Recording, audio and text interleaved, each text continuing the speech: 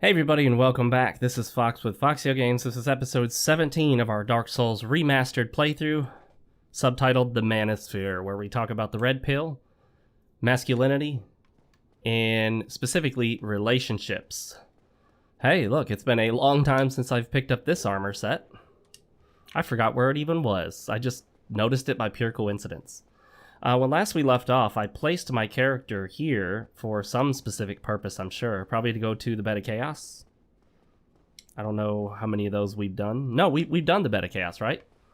So, what now? What now? What now? I probably had some plans to do something, right?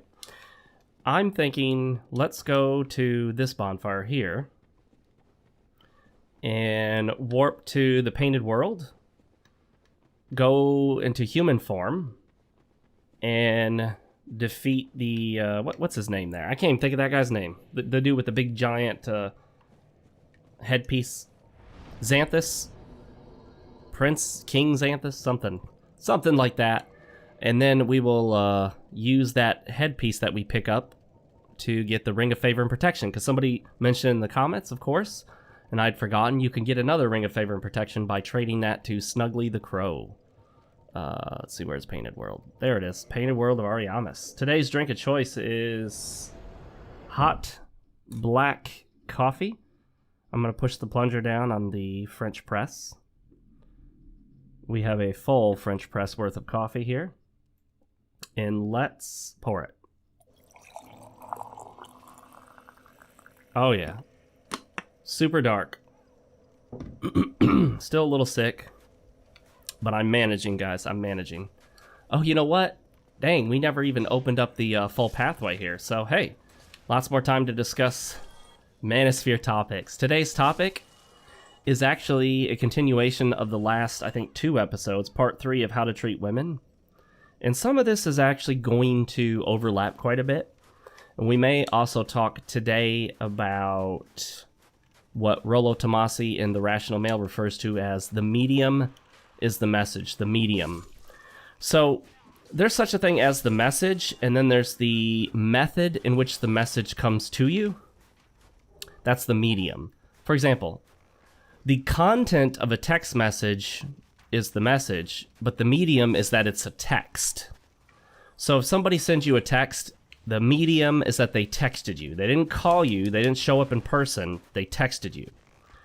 So obviously, if you think a girl is really, really into you and you're expecting her to show up at some event where they're celebrating you or it's your birthday party or something, and she sends you a text that's like, hey, sorry I couldn't make it, happy birthday, and that's it, then barring any other extreme unforeseen factor, such as if she's out of the country or really, really cannot make it no matter what, if you know that she probably could have made it or she just decided to do something else, the medium is the message. The message is not that she wanted to wish you happy birthday and she wished she could be there.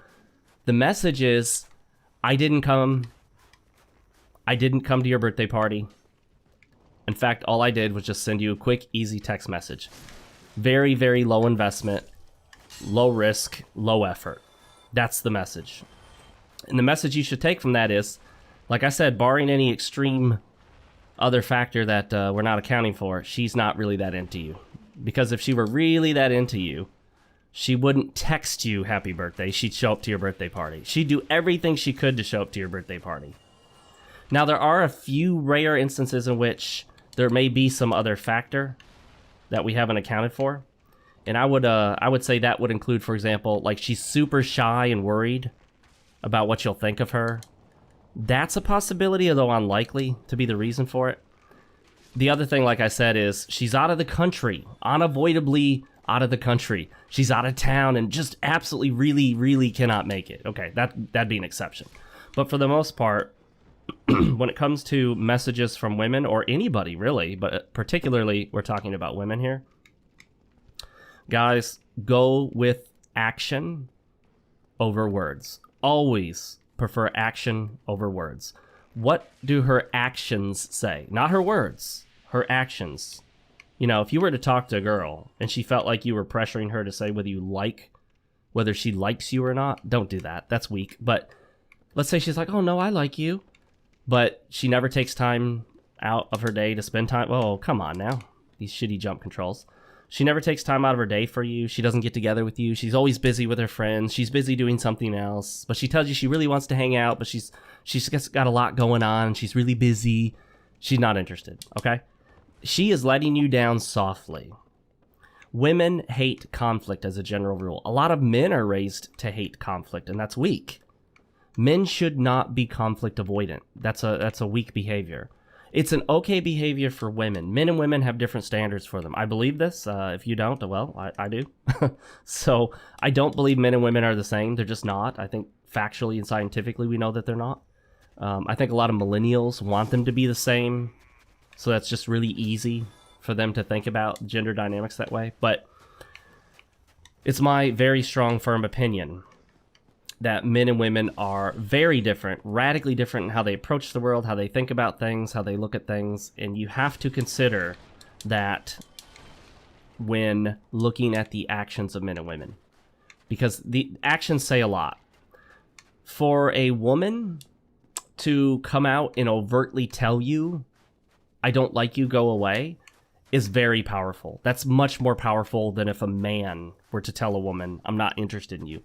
Men will find it much easier to tell a woman they're not interested than a woman will to tell a man, in general, as a general rule. You know what? Do I have to go back up that ladder to get the heck out of here? I guess I do, don't I? Generally, women try to avoid conflict, and women often, if they look down on you, if they see themselves as above you, you'll notice when they're trying really hard not to let you down, like to let you down very gently. They're trying really hard not to tell you they don't like you. If they at least respect you and think, to some degree, and think that you have like an air of masculinity about you, she might not have a problem saying, look, I'm not interested, okay? She figures you can handle it. She'll tell you that. She figures that you can handle being told she's not interested. But if she's being really, really careful with her language, oh, this is not where I want to go. That's fine. It's all right. Yeah, then it may be that she doesn't respect you at all.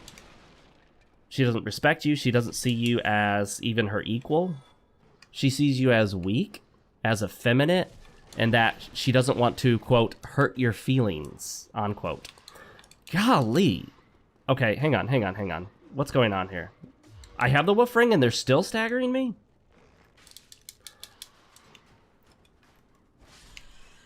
What the heck? There we go. Yeah, with 40 poise, I should not be stunned by each and every attack from those wussy little rats. And amazing, at plus 15 with 30 strength and 40 dexterity, it still takes 2 swipes of this sword to kill him. This was not the best choice for a weapon, was it, guys? Oh well. Anyway, we're almost done, so yes, we're going to take it all the way to Gwyn.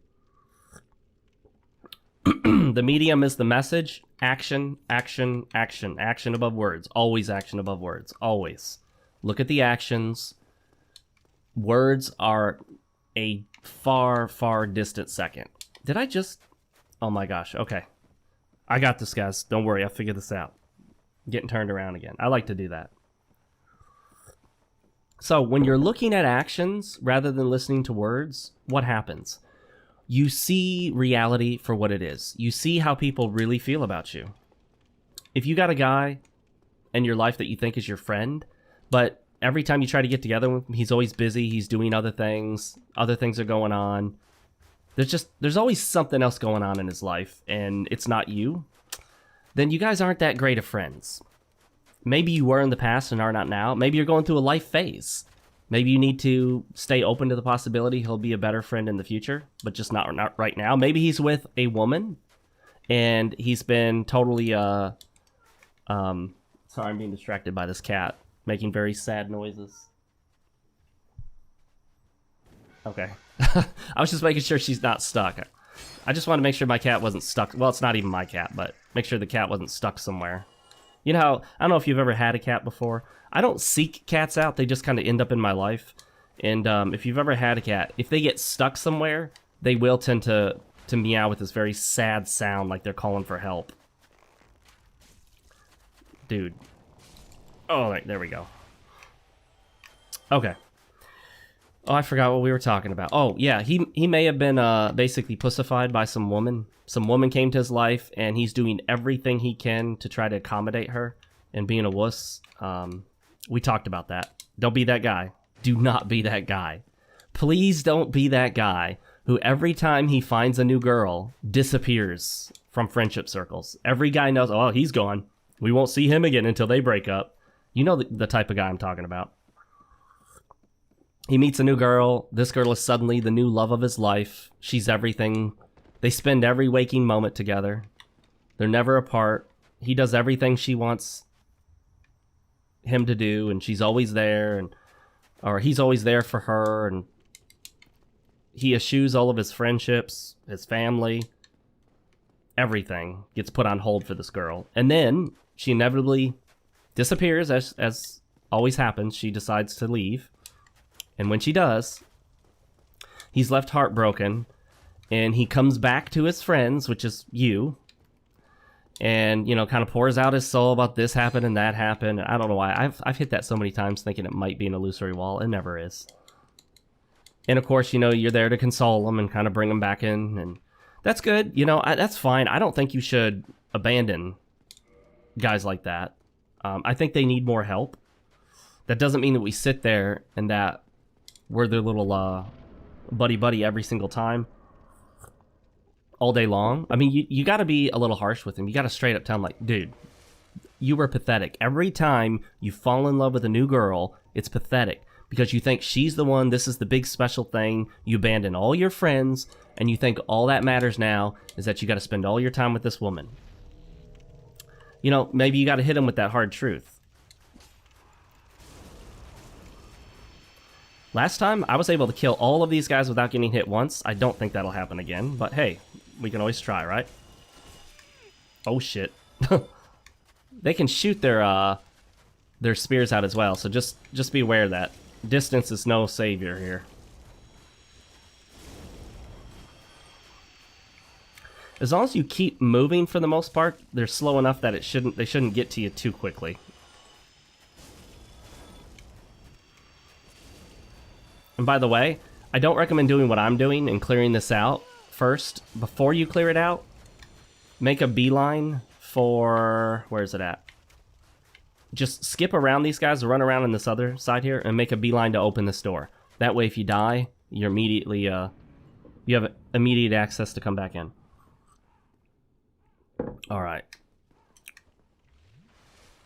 So, we clean that out. That's cool.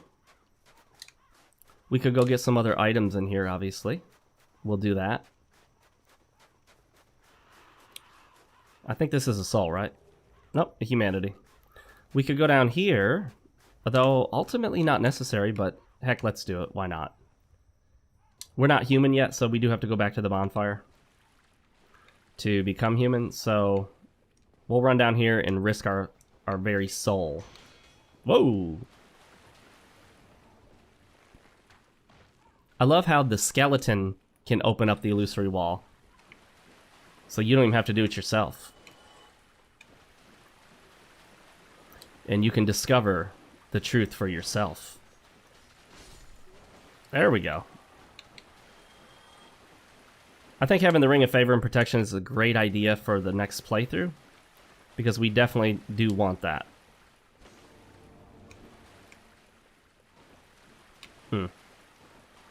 Sometimes after you kill an enemy, the corpse will continue to just kind of move around.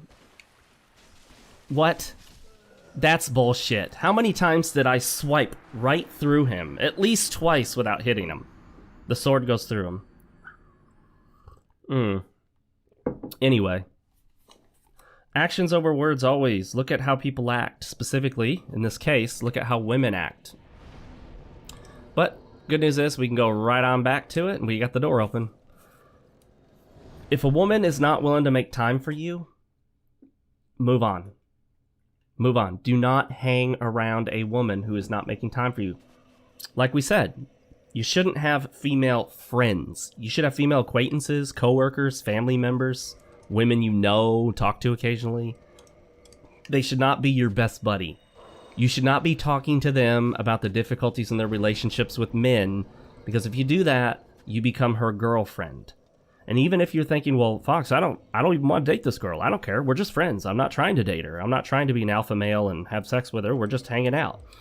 Yeah, I know that that's how you see it, but what you don't understand is that you're sending a message to her and all of her friends that you are a beta male girlfriend guy. You are a girlfriend guy.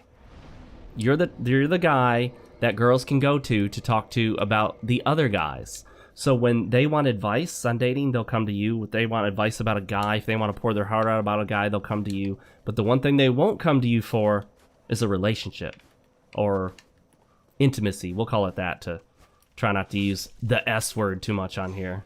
YouTube is all about being kid-friendly now. You know, it's interesting how often... Oh, that's some good coffee. It's interesting how often censorship comes under the guise of protecting children. That's usually the bullshit reason given for censoring stuff.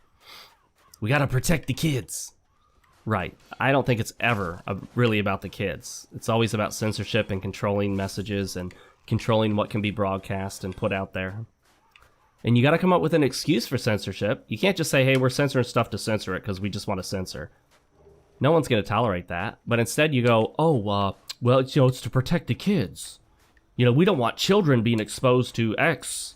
We don't want children being exposed to Y. Won't someone think of the children? Yes, the censorious government officials are always thinking about those children, aren't they? Anyway, that complaint about YouTube down. Always look at a woman's actions. She doesn't take time out for you.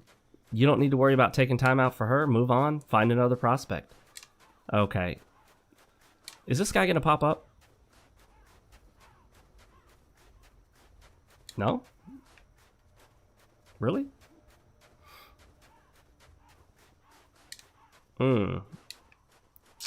That's interesting.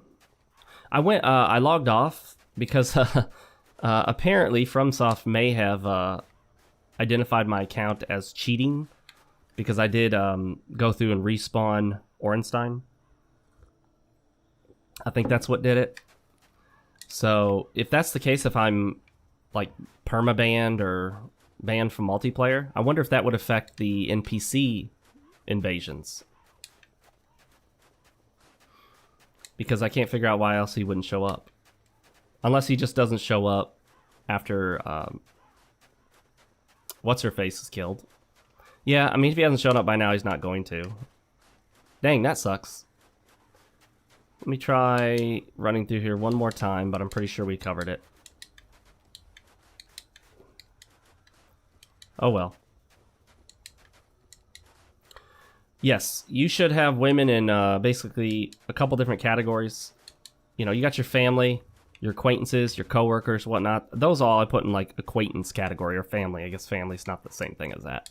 And then you've got your prospects. A prospect is a woman that you expect to, or currently is or will very soon be, a romantic interest. She should be interested. There should be something real there that can actually happen, that does happen. You guys should go on dates. There should be some sort of sexual energy there. Whether you're actually acting on it or not isn't that important. But it should not be a safe environment where you're just hanging out with a woman, no expectation that there'll ever be anything that'll happen between you two. Don't do that. Don't be her girlfriend. Because if you later happen to see one of her friends that you're interested in, well, you're already the girlfriend guy. You're the guy that... I think there's someone coming to get me. I hear him. Let me get... The controls on this can be really terrible at times, trying to get in and out of bow mode. You know, I had high hopes that bows would be so much better in Dark Souls 2. They weren't that much better. I mean, they're better. Dark Souls 2 and 3 do bows better, but not well enough, really. They're not a totally viable way to go through the whole game. Obviously, still a very much a secondary weapon. And I think that's probably what they're meant to be. I don't think bows were ever meant to be a primary weapon. Definitely not in Dark Souls. What? I like how it just went right through him. Yeah, you gotta be careful about that jump attack. It has a huge hitbox, much larger than the actual physical appearance of it. So, be aware of that. In a game this precise, there's really no excuse to have hitboxes that are just way off. What? Wow, it's been a long time since I've heard this thing proc a bleed effect. It's about time. Can't remember the last time it actually did that. Let's see, let's go down here and grab Velka's Rapier, I believe. Oh, no, the whole Velka set. Well, good. There we go. Alright, well, the whole point of coming here is moot at this point. So, I guess we'll just head on down. Oh, you know what? I'm supposed to get out of here. We are going to have to go down and open up that pathway because you can't warp out of here. So let's do it. And now the goal down here is obviously to not die. Okay, so I can't fast roll with that, but we can use... What else could we use, just for the heck of it? Let's use that for now. Whoops. And... yeah. Okay. May I ask, with 40 poise, why I wasn't able to bring up my shield at any point during that? With 40 poise. Okay. 40 poise. Could not once bring up my shield during that entire little encounter. Sorry. I call bullshit where I see bullshit. I'm 100% willing to blame the game when the game fucks up and does dumb shit. Or is poorly designed. I think there was this really bad habit a lot of Souls players had of thinking that anytime somebody had a problem in the Souls games, it's because they're just not good enough. Of course, the joke was, you know, get good scrub, obviously. It's kind of a meme by now. But there are two mistakes to make. There's what people refer to as the DSP mistake, Dark Side Phil, and always blame the game when you screw up. Now I realize he doesn't always blame the game, but, you know, the idea is to blame the game almost every single time you screw up, because obviously you can't screw up, it's always the game. On the flip side of that, the other error is to think that the game is perfect, there's no design flaw in it whatsoever, the game never has bugs or glitches, it always works flawlessly, because if anything happens that shouldn't happen, it's the fault of the player, never the game. And of course we know this isn't true, because quite literally, developers patch games over and over again, fixing errors in them. So even the developers admit they have errors in the game. When people complained about the Beta Chaos, obviously that's a case where you could easily be like, oh, well, you just need to get good, scrub. Well, actually, Miyazaki himself said it's pretty much a bullshit fight. Not in so many words, but essentially, yeah, he did admit that that fight was not up to par, and obviously there's some valid reasons to complain about it. There, there we go. So anyone trying to defend that fight and pretend like, no, FromSoft is perfect. Everything that FromSoft designs is perfect. No, of course not. Let's see. Let's get... Nope, wait. What? Oh, no. Let's get to where we're going here. I can't remember the exact pathway, but we'll get there soon. It shouldn't be too difficult.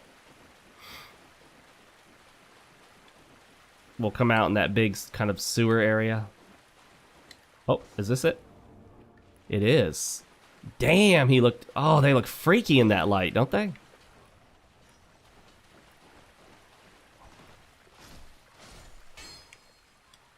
Yeah, those skeletons looked really freaky, creepy in the lighting as I stepped from here into that as the illusory wall came down. Crazy. Anyway, that was cool. I wish they looked like that all the time. Let's go ahead and hit this now while we're here. So if we die, we still got it. Ooh. This is where having heavy armor and a great shield really helps. These guys are no problem if you got heavy armor and a great shield. But if you have no shield and light armor, these guys can tear you up. Uh-oh. Uh-oh. Oh. Oh. Come on, come on, come on, come on, come on, come on, come on, come on, come on. Oh, come on. Seriously? There we go. Got him. Okay. Now that I can focus a little more. This episode's supposed to be about how to treat women. Part 3. One of the keys to treating women is you have to act counterproductively at times, counterintuitively.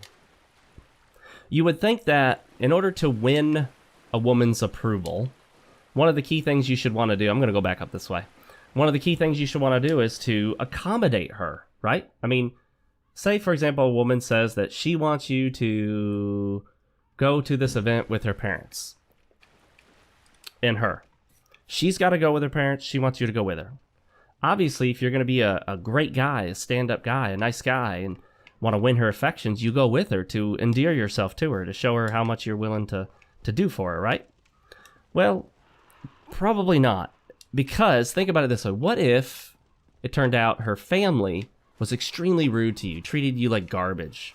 They talked down to you, just generally unfriendly is what I meant to say.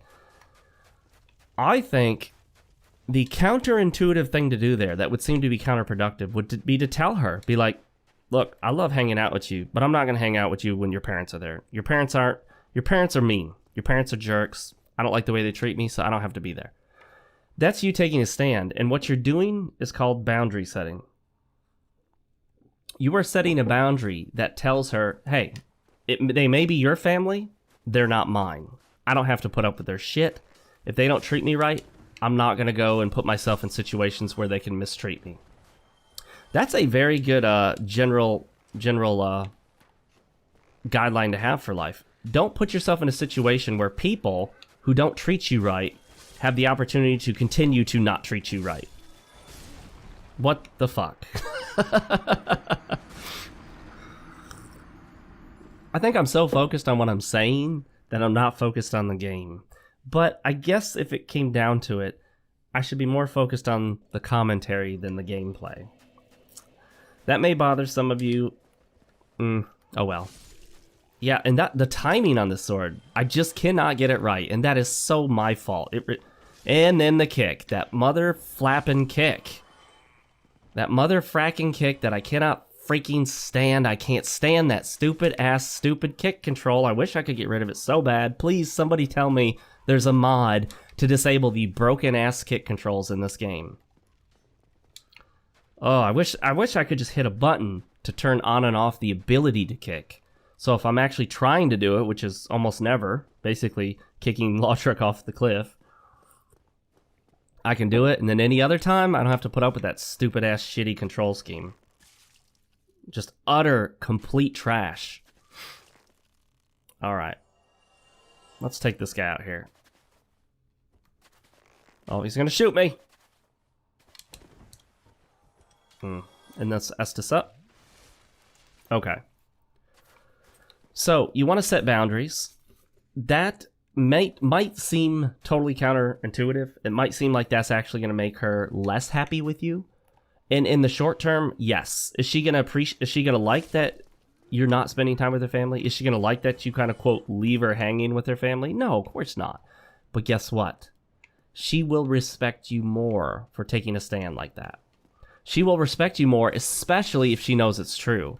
Now, if she's the type of woman where she won't admit it, she like denies reality, maybe she's narcissistic, has borderline personality disorder, maybe she's just in denial that her family doesn't like you. Damn it. I thought I had enough time to dodge that. Yeah, we can fight this guy head on. I don't need to use the bow method. Golly! Can we please stop that bullshit? Got any other moves there, buddy, or it's just that one? Scrub. Try hard scrub knight. Give me that large titanite. I earned it. By dying twice. On the way to it. Alright. So you take a stand, you set the boundaries for yourself, right? Well, on the flip side of that, one thing that I think it's more than okay to do, that you may get disagreement from other people in the, quote, alpha male, unquote, sphere of the Manosphere. It's okay to own failures as long as you own them in a way that makes them seem interesting or cool, or it makes you seem tougher for having failed in that way. And the best way I can put it is, and I don't know if we've discussed this or not, I talk to so many people all the time. I can't remember what I told people in person and what I've been talking about in a video, but you want to own your failures in such a way that you almost seem like when you do fail, you fail spectacularly. And it's not that you just totally, utterly fail in such a way where your life just falls apart. That's not cool. That's never cool. But it's that you own the failure, and the failure taught you something. The failure was like, you really went out there, you tried, you did something, it didn't work, but you gave it your best shot, and you've learned a lot from it. You've improved as a person. It wasn't just that you failed, it's that you grew from it. It actually did something for you. You know, in the same way that you could tell a story about getting a scar. And the scar story doesn't have to be that, you know, you saved a car full of orphan children, you know. But it could be something as simple as a mistake you made that ended up getting you hurt. That when you were 14 years old, you were overly confident of your BMX bike riding abilities and tried to do some sort of crazy half-pipe maneuver or skateboarding, whatever, and fell and hurt yourself. But you tell the story in a way that makes it seem fantastic. You tell the story in a way that makes it seem really interesting. I think in order to be most appealing to a woman, you should be a storyteller in your own way. If you're a good storyteller, you'll be able to keep a woman's interest.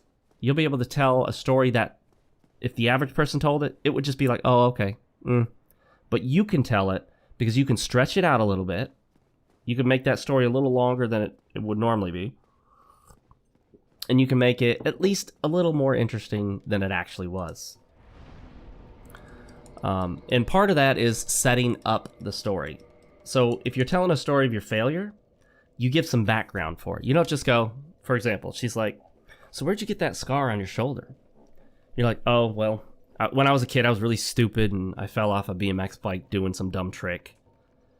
That doesn't sound cool. That's what you might say to a guy, but it'd still be boring.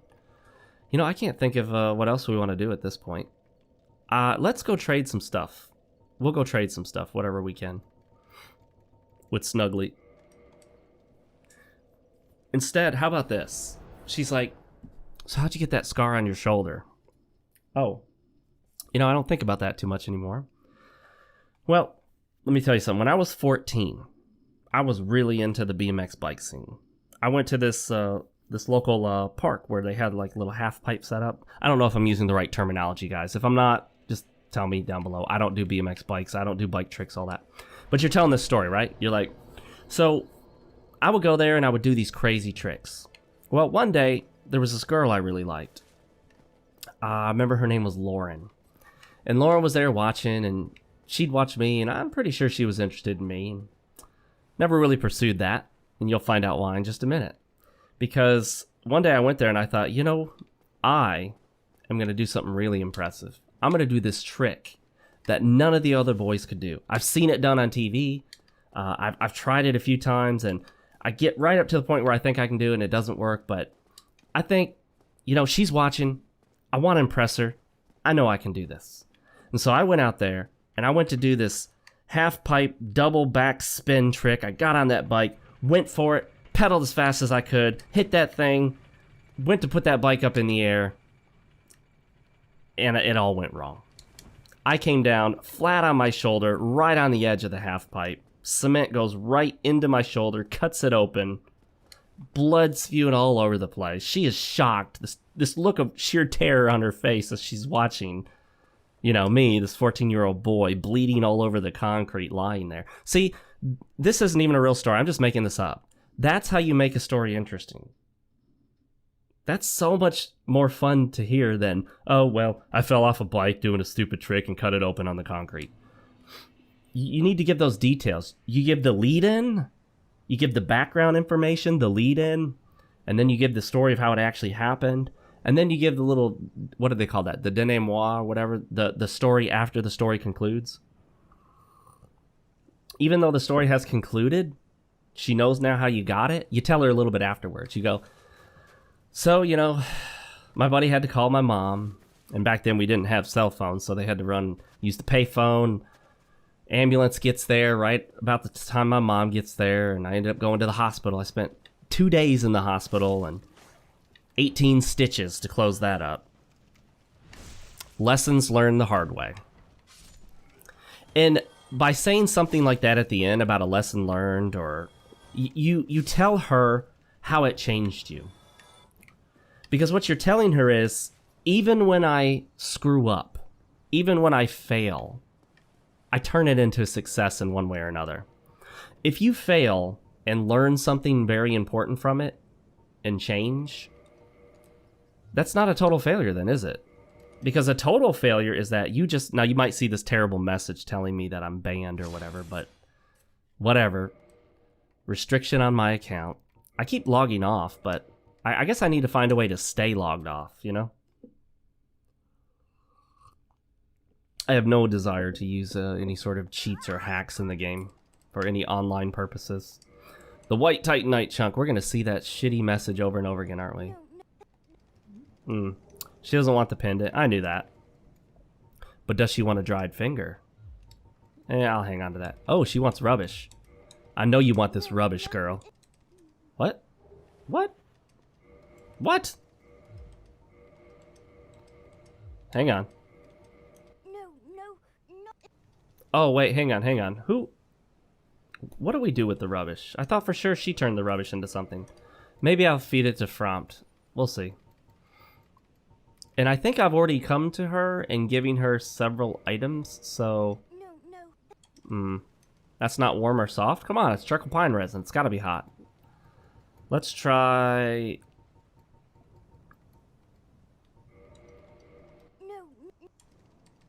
Oh, okay, so I already gave her one. That's what it is. I already gave her the rubbish.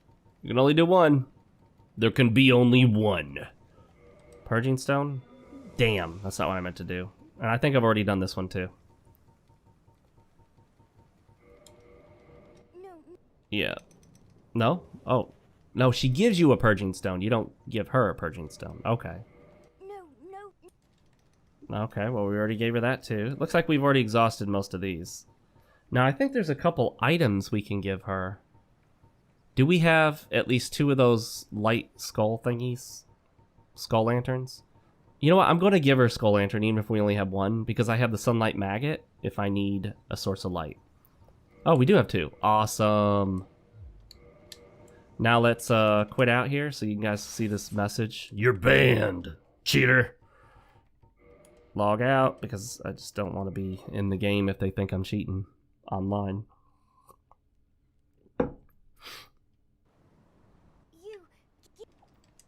Here we go. Ring of Fog. Aha. And I think that's pretty much it for what we can give her. I'm sure there's a few other things somewhere, but whatever. I don't care that much about it. Let's get the heck out of here. Oh, I don't know. Can you warp from that bonfire? We'll just go back this way. I know this for 100% sure we can go this way. So, yeah, you turn your failures into successes. Anyway, how to treat a woman. There's some other notes on here I have on the sheet. Stay well groomed. Now, you may be thinking, how is that treating a woman? Because if you're going to be close to a woman, don't stink. Don't be gross and dirty and all that stuff, okay? Keep well groomed, whatever that means for you. If you've got a beard and that's what you want, then you keep your beard, but you keep it well groomed. If she says she doesn't like the beard because it's scratchy, what do you think you should do by now? By now, with all this that I've been talking about, what do you think my opinion on that is? If a girl says, that beard's kind of scratchy, I don't like it, should you shave it? I think you guys have figured it out by now. No. You shave the beard only if you want to. If she tells you to shave it, I would specifically recommend that you not shave it at that point, because if you do, she'll think you did it for her, and she'll think that she can control you. Now, you may think, well, Fox, I didn't really care about the beard that much, and it bothers her, so If I don't care about it that much, and she does, and she wants me to shave it, and I don't really care, then, like, what's the problem? I'm just going to shave it. It's no big deal, right? You have to look at it the way she'll look at it. She'll look at it as you acquiesced. You gave in to her demand. That's how she's going to see it, whether she says that or not. So she's going to think that that means that you will do what she wants you to do for her, and I don't think that's a positive thing. The phrase for that is pussy whipped, so to speak. So stay well groomed, shower often, dress well. The reason you do that is because you send a signal to other people by the way you dress. I had to make a court appearance today to testify as a witness. I do that frequently. I dress up. I have a nice pair of dress pants, dress shoes, a shirt, and a tie. My belt matches my shoes. My tie goes with my outfit, coordinated together. Everything's coordinated. My shirt fits. It's fitted. It is not loose and baggy. That is the appearance I'm given to the court. If I show up to the court wearing shorts and a graphic designed t-shirt that says, you know, something stupid like Rice is life. Yeah, there's actual shirts that say that. Or a shirt with a video game logo on it. What message am I sending? I'm sending a message about not respecting the court. Or, at the very least, I'm sending a message that I'm too stupid to know how to dress for court. When you're going out with your girl, it doesn't matter how long you guys have been together. If you have a night that you're going out, you dress at least decently. That doesn't mean you always have to have on dress pants. No, you can wear shorts at times. Just make sure you have an outfit that coordinates, or that's coordinated. An outfit that looks good on you, that fits you. It's not stained with Kool-Aid. You know, it doesn't have holes in it. It doesn't smell bad because you haven't washed it in 3 weeks and you wear it every other day, you know? Don't look to your woman for validation. We talked about that, validation seeking, right? That's a way that you treat her. If you look to her for validation, it will make her uncomfortable. And the thing to understand is that men and women don't tell each other how they really feel about what they do. They just don't. Because honestly, do you really tell women in your life how you think they look? Do you really say, yeah, that dress does make you look fat? Or actually, you know what? Your hair just looks like a mess today. No. At the very least, you soften it up. And at worst, you might even lie to them.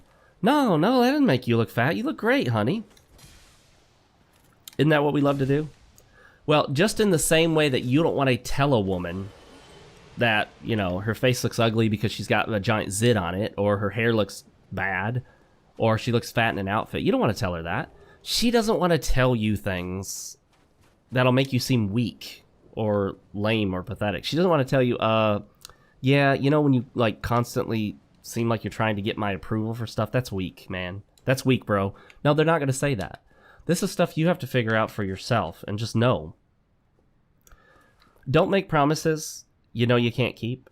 Know what you can and can't do, and don't overextend yourself.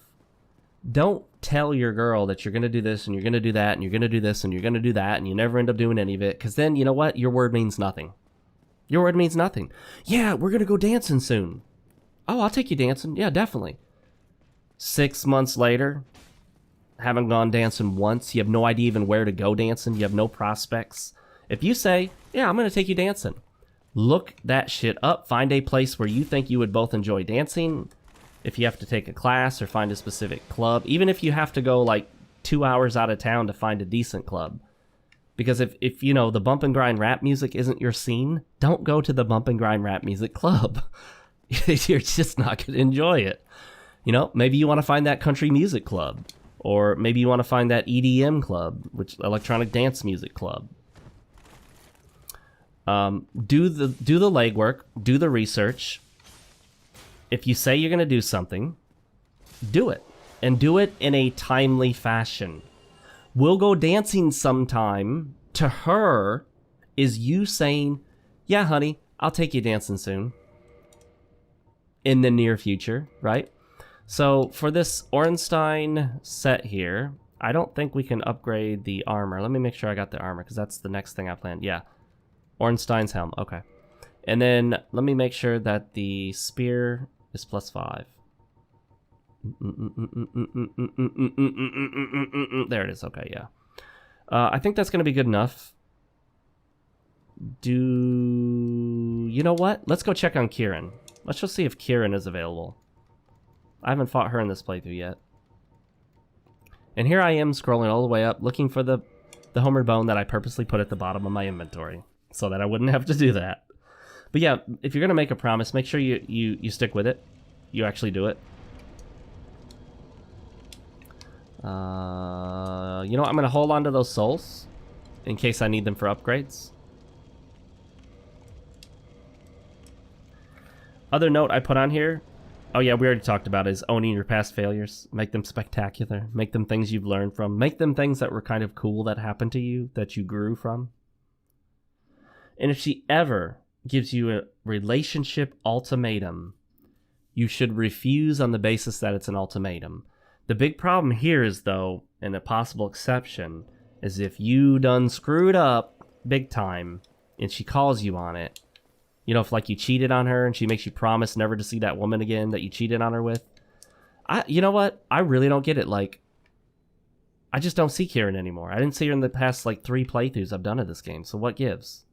Am I crazy? Do I just not know the conditions for her?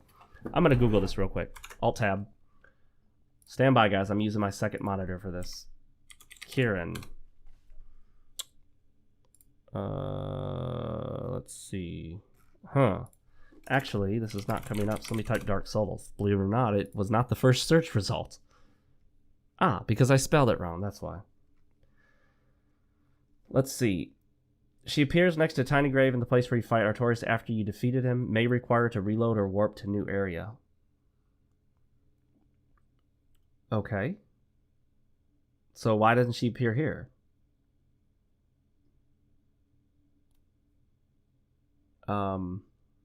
It says she'll be gone if you give her the soul of Artorias.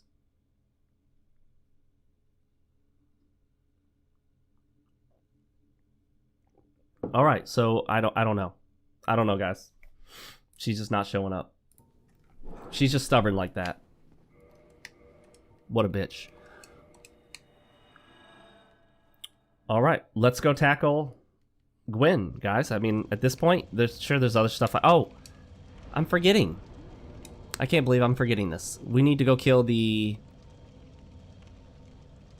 oh, it's on the tip of my tongue. The blacksmiths. We kill Vamos. Now we're gonna get the giant, and then after that, Andre of Astora. Geronimo! Ah, I did try to roll, by the way. Just timed it wrong. Yeah, if she gives you an ultimatum, don't take it. Relationship ultimatums are expressions of a need to control, generally, or an expression of helplessness. Well, if you don't do this, I'm leaving. Okay.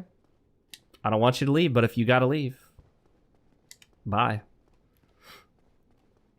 And, you know, the way you kind of sorry, that's not the right term. The way you reassure her that she means something to you is a simple statement like that.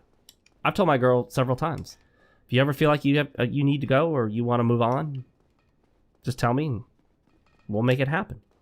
Don't worry about how I feel. I'd rather you tell me than string me along. I mean, I don't want you to leave, but if you ever feel like you need to leave, go ahead. It bothers her a little bit when I say it that way, but I'm communicating to her I don't want her to leave, but if she needs to, no problem. I mean, we'll make it work. Blacksmith giant hammer. Well, there you go, guys. Andre is next. Such a friendly guy. It kind of bothers me to have to take him out like that. Now we go to the undead parish. So if she gives you a relationship ultimatum, either you blah blah blah or this is over, let it be over. Let her walk. Because if you give in to ultimatums, She now retains control of the relationship. You thereby, or therefore by default, lose control. You have no control. She wins, and she knows now all she has to do is threaten again. Even if it's not the same thing, she just has to threaten something. Let me buy a whole bunch of these in case I decide to upgrade some other stuff in the future.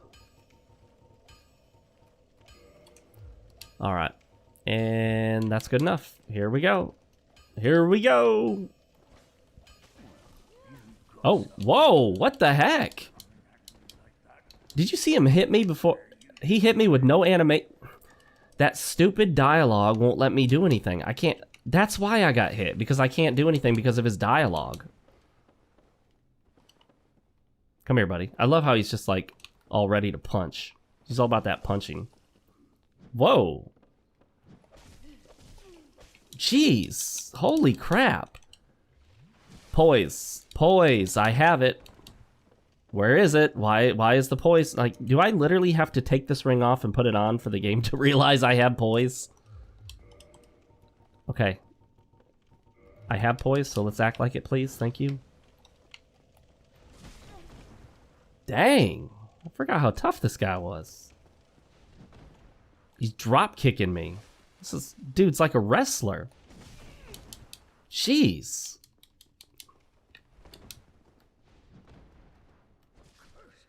Goodbye, buddy.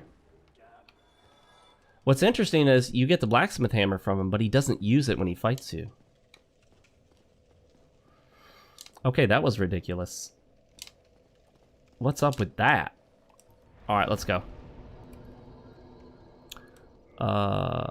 Okay. Yeah, don't give in to ultimatums. Because if you do that, you teach her. You train her how to control you. Also, you don't give in to control based on the offer or withdrawal of sexual favors. This is one way that most women know they can control men, and most men will let them do it. Most men are so desperate for sex that they will let a woman control them with it.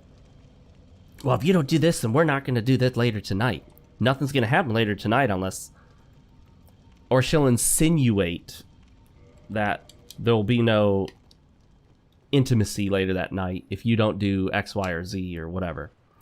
The proper response to that is not to do it, very specifically not to do it.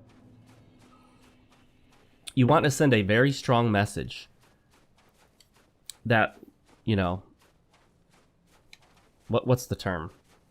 We don't negotiate with terrorists is kind of the message you want to send. Now, obviously, she's not a terrorist, but you don't negotiate with ultimatums. You just don't. Period.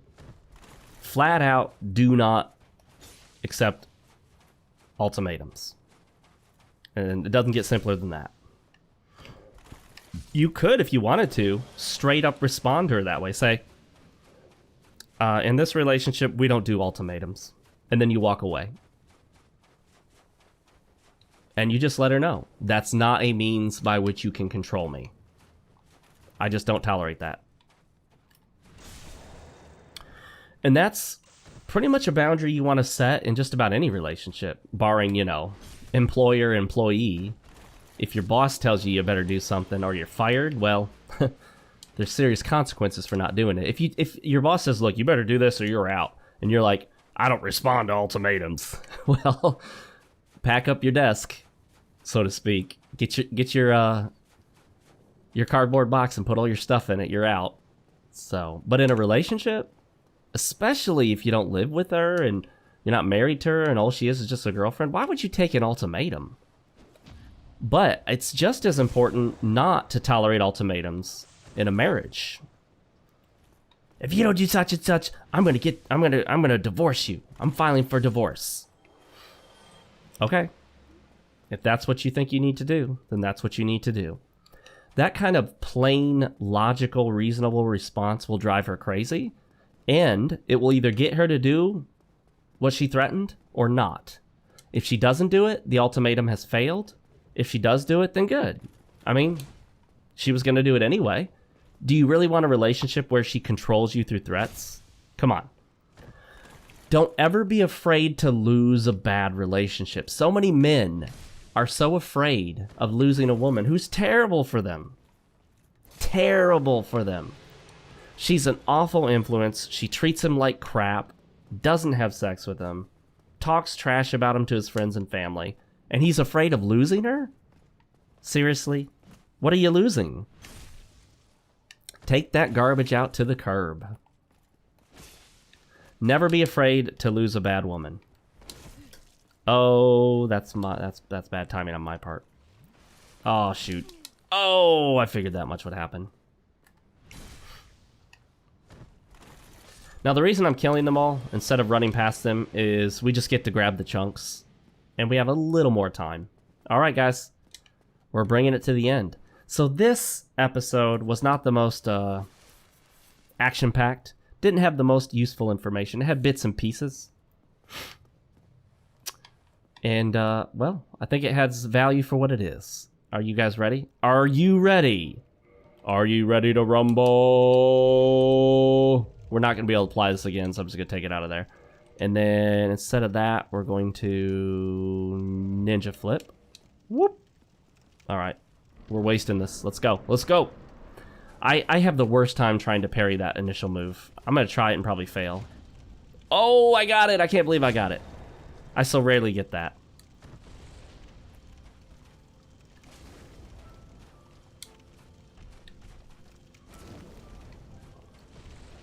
He has this really fast swipe that's hard to parry.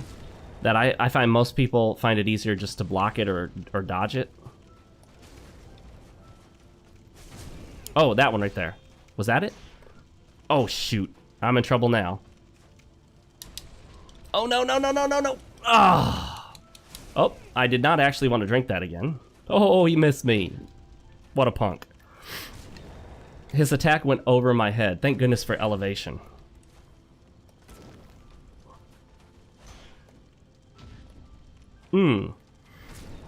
Actually, I probably should have drank an Estus on that one. Golly! I kept hitting the Estus button and it didn't activate.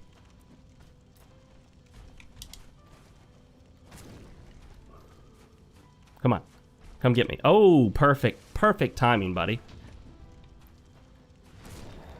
Is that it? Is that it?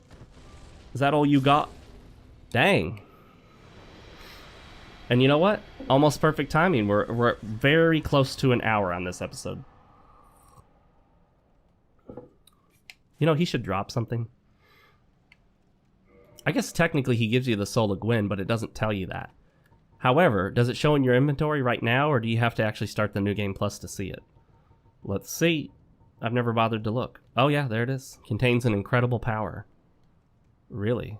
Like, what kind? Wait, hang on. The Soul of Gwyn appears between your humanity and twin humanities? Is that because I move stuff around? Is that what happened? That seems an awkward spot. Doesn't matter. Alright, so. Ladies and gentlemen. Where's the bonfire at? Where am I? There it is. Ladies and gentlemen, we are at the end of this episode. This is the end of the playthrough. When next we pick up, we'll either be Lord's Blade Kieran or possibly Ornstein. Or maybe we'll do another new game instead of a New Game Plus. I'm not sure. Maybe we'll play a different game entirely. Who knows? Maybe we'll pick up with Dark Souls 3. Or I'm even thinking of doing Demon Souls emulated on the PC. I got that emulator in the game up and running pretty smoothly at 60 frames per second, so we'll see how that goes. I want to thank you for joining me. This has been the Dark Souls Remastered, the Manosphere playthrough. We talked about a ton of stuff. A lot of good stuff. A lot of good stuff. If you were to only go back and rewatch 2 episodes, 9 and 10. By far, I believe those are the 2 best episodes I have content-wise in terms of what we talked about. 9 and 10, episodes 9 and 10. On how to maintain your frame. Establishing and maintaining frame. Most important part of the whole Manosphere thing, the Red Pill teaching about being a man, is maintaining your frame.